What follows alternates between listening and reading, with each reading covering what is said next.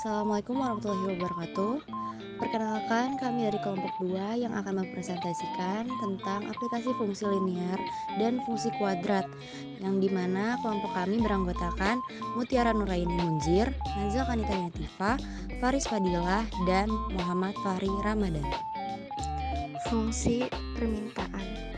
Fungsi permintaan adalah suatu persamaan yang menunjukkan hubungan antara kuantitas produk yang diminta dengan faktor-faktor yang mempengaruhinya.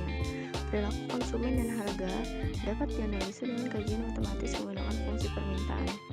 Fungsi permintaan ini menggunakan sudut pandang pembeli atau konsumen.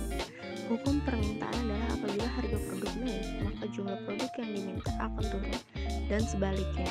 Jadi hubungan antara harga dengan kuantitas produk yang diminta merupakan hubungan berlawanan arah atau terbalik, sehingga gradien atau kemiringan dari fungsi permintaan akan selalu negatif.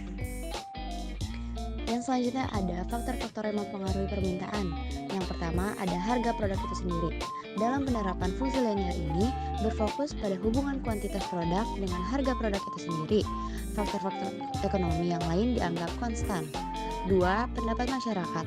Peningkatan pendapatan masyarakat ini akan meningkatkan jumlah barang atau jasa yang diminta untuk jenis barang standar. Namun, untuk barang yang memiliki nilai rendah, misalnya nasi, jagung, peningkatan pendapatan justru akan mengurangi jumlah barang atau jasa yang diminta. Ada 3, yaitu tingkat kebutuhan. Semakin tinggi kebutuhan terhadap barang atau jasa seseorang, maka jumlah permintaan terhadap produk tersebut akan semakin meningkat. Misalnya, permintaan payung di kala hujan lebih tinggi dibandingkan saat tidak hujan.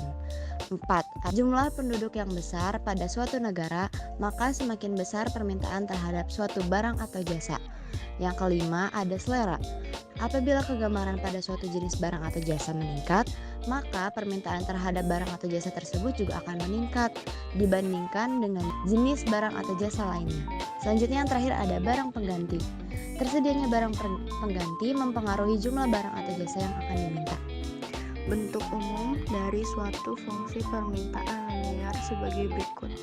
QD sama dengan A dikurang BP, PD sama dengan QD dikurang A dikali 1 per B, yang dimana P sama dengan harga produk per unit dan Q sama dengan kuantitas unit produk.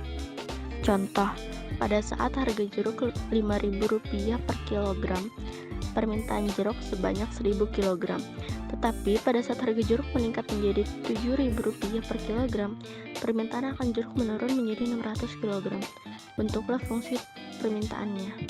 Penyelesaian P dikurang P1 per P2 dikurang P1 sama dengan Q dikurang Q1 per Q2 dikurang Q1.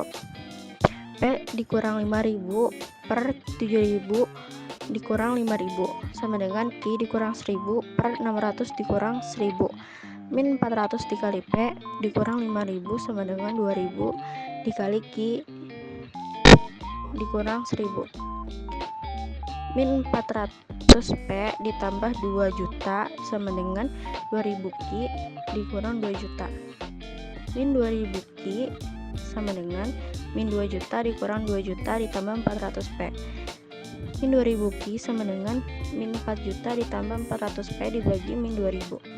Q sama dengan 2000 min 0,2 P. Jika dari bentuk fungsi permintaan di atas akan diubah menjadi bentuk P sama dengan F kali Q, maka min 0,2 P sama dengan 2000 dikurang Q. P sama dengan min 10.000 ditambah 5Q. Jadi diperoleh fungsi permintaan QD sama dengan 2000 dikurang 0,2 P atau P min 10.000 ditambah 5Q. Fungsi penawaran. Fungsi penawaran adalah hubungan antara harga suatu barang dan jumlah barang yang disediakan oleh produsen dalam periode tertentu. Fungsi ini menunjukkan seberapa banyak barang yang akan diproduksi dan ditawarkan kepada konsumen pada berbagai tingkat harga.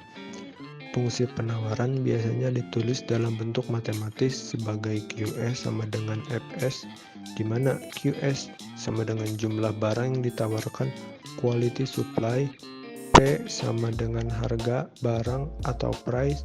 FV sama dengan fungsi yang menunjukkan hubungan antara harga dan jumlah barang yang ditawarkan. Sifat-sifat fungsi penawaran. 1. Hubungan positif secara umum, semakin tinggi harga suatu barang, semakin banyak jumlah barang yang akan ditawarkan. Ini disebut sebagai hukum penawaran atau law of supply. 2. Penawaran. Dalam grafik kurva penawaran biasanya miring ke atas dari kiri ke kanan, menunjukkan bahwa peningkatan harga akan menyebabkan peningkatan jumlah yang ditawarkan. Contoh fungsi penawaran. Misalkan fungsi penawaran itu suatu barang dituliskan sebagai QE sama dengan 2P plus 5. Jika P sama dengan 10 bagi QE sama dengan 2 kali 10 plus 5 sama dengan 25. Artinya pada harga 10 jumlah barang yang ditawarkan adalah 25 unit. Selanjutnya ada faktor-faktor yang mempengaruhi penawaran.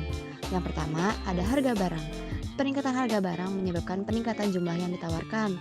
Yang kedua ada biaya produksi. Jika biaya produksi naik, jumlah barang yang ditawarkan pun akan turun, dan begitupun sebaliknya. Yang ketiga ada teknologi. Perbaikan teknologi dapat meningkatkan efisiensi produk sehingga meningkatkan penawaran. 4.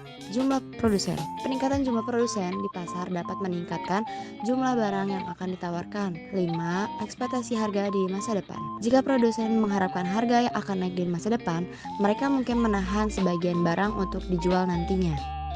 Pasar. Keseimbangan pasar adalah kondisi di mana jumlah barang atau jasa yang ditawarkan oleh produsen sama dengan jumlah yang diminta oleh konsumen pada tingkat harga tertentu. Dalam kondisi ini, tidak ada kekurangan atau kelebihan barang di pasar. 1. Konsep dasar. Permintaan. Permintaan jumlah barang yang diinginkan konsumen pada berbagai tingkat harga. Penawaran. Jumlah barang yang bersedia dan mampu dijual produsen pada berbagai tingkat harga. Harga keseimbangan. Harga di mana jumlah permintaan sama dengan jumlah penawaran. Yang kedua, grafik keseimbangan pasar. Grafik permintaan dan penawaran sering digunakan untuk menggambarkan keseimbangan pasar. A. Kurva permintaan.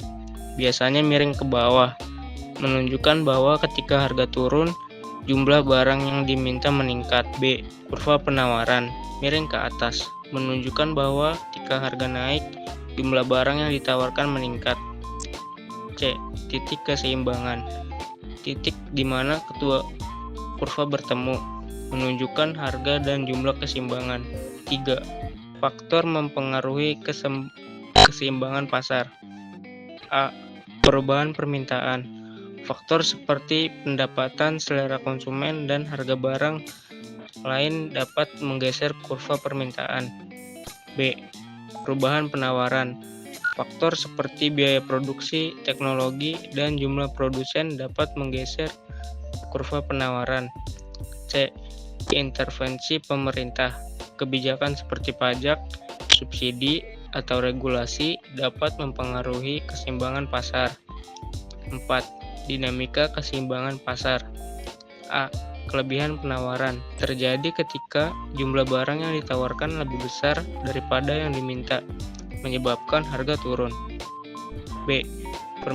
Kekurangan penawaran terjadi ketika jumlah barang yang diminta lebih besar daripada yang ditawarkan, menyebabkan harga naik.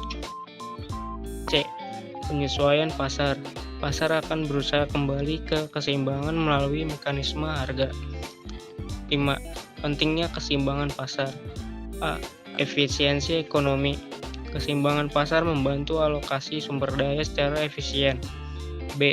Stabilitas harga. Keseimbangan membantu menjaga stabilitas harga dalam jangka panjang. C. Perencanaan bisnis. Memahami keseimbangan pasar penting bagi produsen untuk merencanakan produksi dan strategi pemasaran. Nah, yang terakhir nih, ada kesimpulan dari aplikasi fungsi linear dan fungsi kuadrat, yaitu yang dimana keseimbangan pasar adalah konsep fundamental dalam ekonomi yang menggambarkan interaksi antara permintaan dan penawaran. Memahami keseimbangan pasar penting bagi produsen, konsumen, dan pembuat kebijakan untuk membuat keputusan yang lebih baik dalam aktivitas ekonomi.